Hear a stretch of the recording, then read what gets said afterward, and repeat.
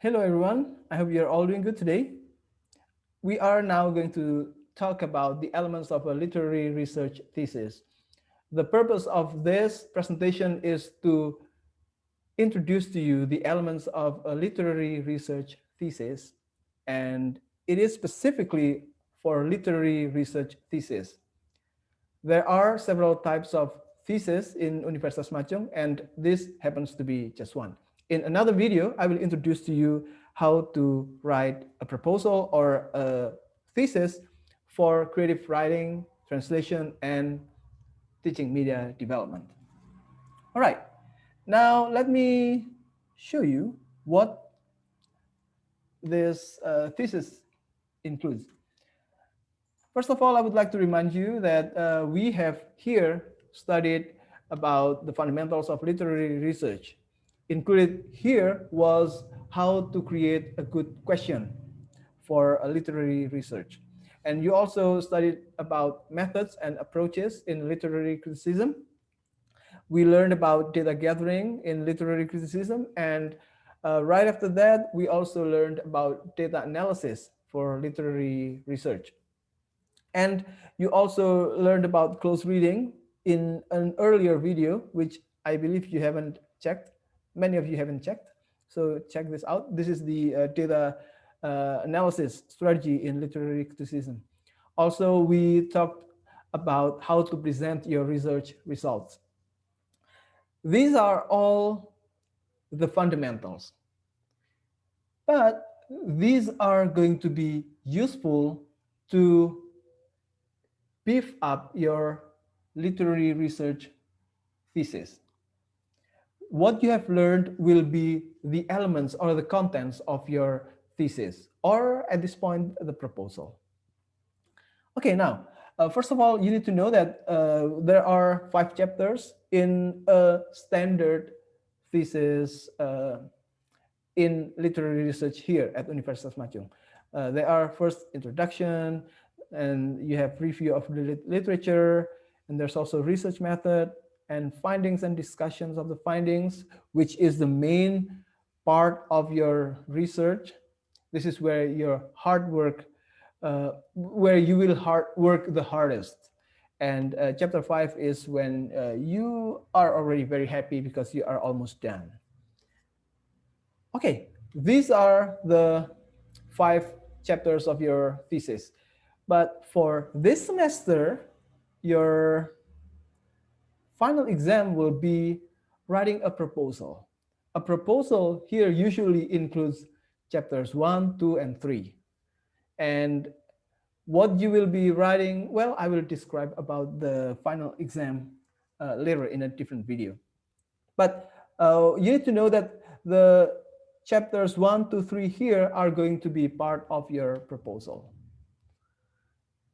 By writing these 3 chapters, you will first of all know what you are studying or what literary work you choose to study and why you do that study. And you also have how you will do the research. So these 3 are what you will present in your research proposal. All right, now let us go through each individual section of the thesis.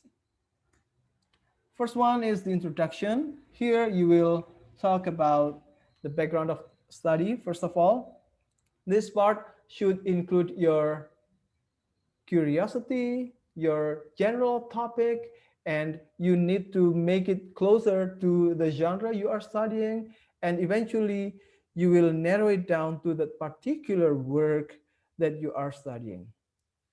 The purpose of this part is to give a background information to your audience, usually your lecturer or future readers of your thesis, about what is interesting about the work and what makes you curious about the work so that it is worth doing, so that the research is worth doing.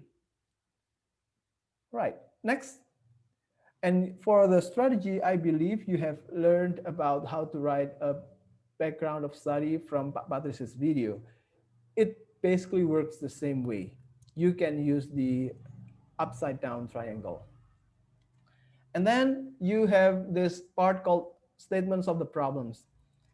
This part can include your questions, the questions that start your research, or you can also include your objectives of the research. In the past, students divided this into two parts, but we try to simplify it this time on so that they can be more concise, and besides they talk about the same thing. In the past, there was a section called problem statement, and there's a section about objective of the research, and we think that they are just the same thing, so we combine them into one part. The next part is the significance of the study. This is where you present how your thesis here will be meaningful, how this thesis will contribute to research in the field or to the study or to the understanding of the work that you are studying. I believe when you know that your work is significant, you will be motivated to do it. You are doing nothing, I mean, you are doing something that is meaningful. Okay. Next, the definition of key terms. You are familiar with this by now, I believe. Here in the proposal, you might talk about several things only. For example, about the general idea about the topic. For example, if you want to talk about guilt, then you define what is guilt. And if you want to talk about guilt in a novel, then you will need to also explain here the novel. And if you focus more on the characterization, then here you also need to include characterization. So guilt, novel, characterization will be in your definition of key terms. However, when you have done your data gathering and you have found um, some results and some of the terms in the result keep surfacing, then you will need to include that in your thesis later on. After doing the research, after doing the data analysis, you need to include the important concepts or terms here in the definition of key terms. That's why definition of key terms here can change throughout the thesis writing process. Next one will be review of related literature. There are basically three elements in review of related literature. The first one is about the literary theories or formal theories. By literary theories or formal theories here, I'm referring to the elements of literary work that will help you identify your data, will help you find your data. If you talk about, for example, a poem, then you will need the formal theories about poetry, such as figurative language, rhymes, themes, or tones, and so on. Anything or any concepts that are related to the forms of poetry. If you want to study about a novel, particularly about the characterization, then you will need to talk about things like characterization. And then what types of characterization do you know? Round character, flat character, and so on and so forth. It is important for you to know the formal theories of literature and to know what specific areas of literary works you will study later on. Because, well, this is a study of literature. How will you do an analysis without knowing the particular elements of the literary work? Then, after you are done with this literary theory part or literary or the formal theory part, you need to also talk about the topics or critical theories if you already have them. If not, then you will also only talk about the topic. If, for example, you want to talk about the concept of guilt in a particular novel, then you will need to, first of all, identify or define what guilt is. You can find definition about guilt from a dictionary, from uh, an encyclopedia or from opinions of people about that particular concept of guilt. So if you want to talk about guilt, then these are what you need to find. You need to have the definition of guilt, and then you need to have people's opinions about guilt. And it will be great if you also include the study of guilt in other literary works. And this is part of what you have done as your initial research earlier. And if you already have, however, if you already have the particular concept from critical theories that you want to discuss, for example, you want to talk about the colonial discourse in a novel, which is part of the post-colonial studies, then you can also explain here what is a colonial discourse. Colonial discourse is yada yada yada. You explain it. According to this author, it's yada yada yada. According to this author, it's yada yada yada, and so on. So you need to also include that particular concept and the discussion of it here in the critical theory part or the topical part. And this is the last thing, which is the most important part of your review of related literature. It is called the earlier studies section. This section includes what people have studied about the particular work that you are now studying. The purpose for us to do this is to make sure that we are not repeating what others have done, and also for us to learn about this particular work from other researchers. So you can talk about what people have done on your work, on the work that you are now studying. And the second thing that you can use to write this part is what people have done in the topic, what people have studied on the topic. If you talk about certain topics, then find out what researchers have done on that and include that here. All in all, the three parts here uh, serve to help you give a broader understanding of the field, of the work, and of a particular section of the work that you will use for data. Next, we go to chapter 3, the research method. First one is the studied materials.